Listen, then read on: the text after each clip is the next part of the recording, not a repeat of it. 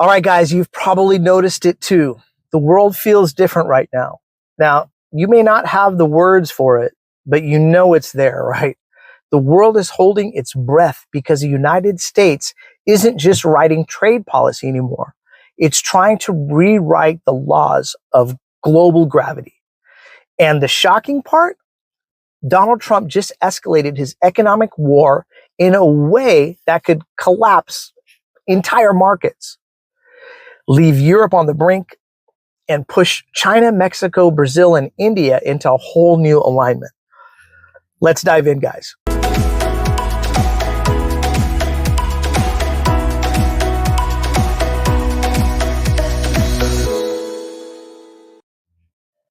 All right, guys, welcome back to The Baseline. Thank you so much for joining me. So Trump's global trade war just went nuclear. And we don't want to just read the headlines today. We want to expose the power games, the corruption, the media manipulation hiding beneath them. And this week's episode is madness, right? It's madness on a global scale because Trump isn't just fighting China anymore. He isn't just yelling at NATO. He's turning trade into a weapon, tariffs into bombs, and allies into pawns. And if you think that's exaggerated, let me try to break this down, because your wallet, your job, your future, your business, whatever, are tangled right up into this circus. So try to picture this. Trump's latest demand to NATO is so wild. It makes The Apprentice look like Sunday brunch. He wants every NATO country to stop buying Russian oil and slap secondary sanctions on anyone who does. Countries like India. Now, that's not just foreign policy, that's economic hostage taking. Imagine being told, stop buying cheap oil or we're going to bankrupt your markets.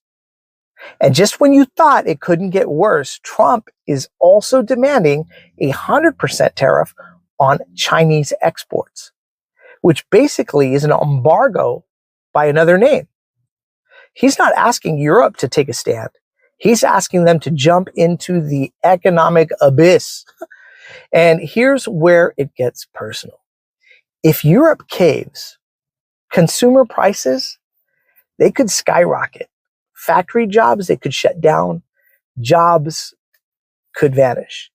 And your heating bill this winter, good luck with that too. Because if Europe pulls the plug on Russian oil while trying to embargo China, they aren't just biting the hand that feeds them.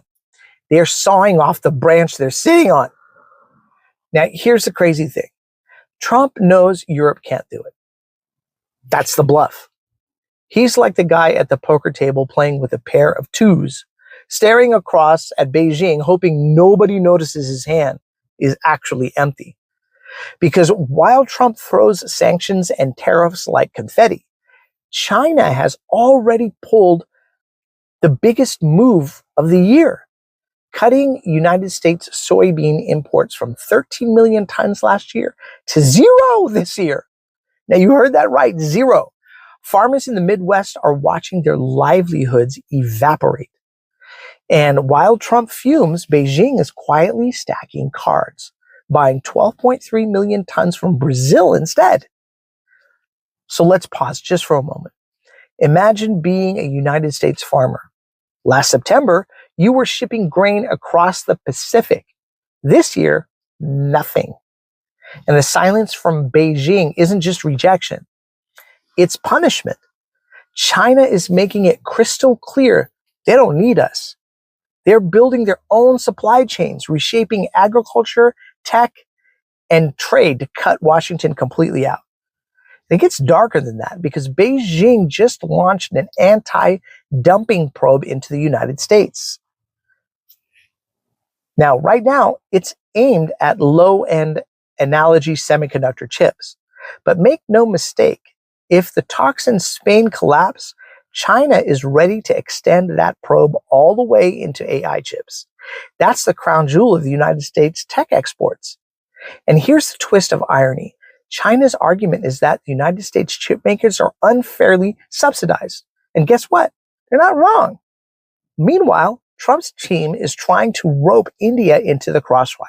Because remember, before the Ukraine war, India bought only about 1% of its oil from Russia. Now, 40%. Why? Because it's dirt cheap, thanks to Western sanctions. Now, India refines it, flips it, and makes bank. And Trump, he's furious. He's basically telling New Delhi, stop hustling the system or else. But India isn't exactly shaking in its boots. They know America needs them as a counterweight to China. And then there's Mexico, right? Oh gosh, guys, Trump and his allies want Mexico to slap a 50% tariff on Chinese cars and steel. Now that sounds strong until you realize Mexico is China's biggest car market. Last year, 280,000 Chinese vehicles rolled into Mexican driveways.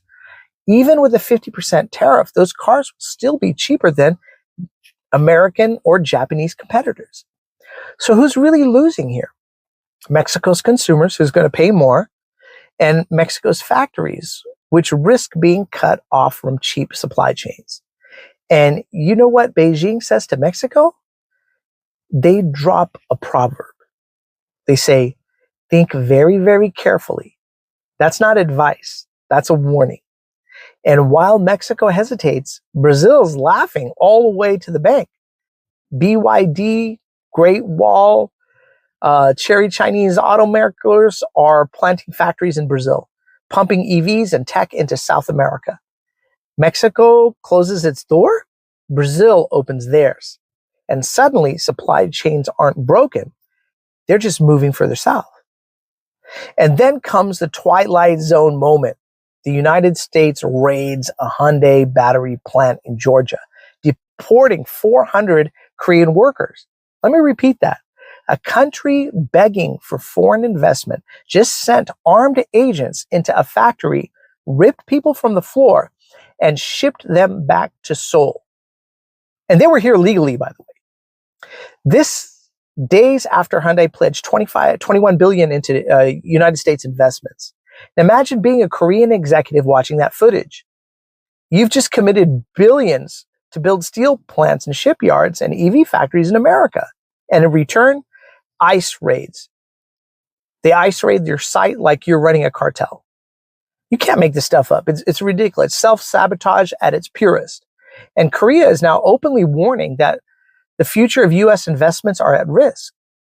And who can blame them? If this is how America treats partners, then what message does it send to Japan or Europe or anyone else thinking of shifting production stateside? So this is the bigger picture here. Trump's trade war isn't just against China. It's against everybody. Europe, India, Mexico, Korea, even America's own farmers. And while Washington flexes, the rest of the world is reshuffling, building new alliances, and leaving the United States looking more and more isolated than it ever has been. And here's where I want to slow down just a bit because this is the part no one really wants to say out loud. Every empire in history has believed it could bend the world by force. Tariffs, armies, threats. But the world today doesn't work like that. You can't bully 8 billion people into obedience. You can't deport your way to industrial revival. And you can't bluff China, India, Mexico, Brazil, and Korea all at once without losing the pot. So what's the irony here? Trump thinks he's punishing China, but China is already playing the long game. They're shifting agriculture to Brazil, semiconductors to domestic firms, AI chips to self-reliance, and EV supply chains into South America. The United States isn't cornering Beijing. It's cornering itself. So the real question is, or isn't, the real question isn't, will NATO punish China? It's, can the United States survive its own trade war without burning down the house it's trying to protect in the very first place?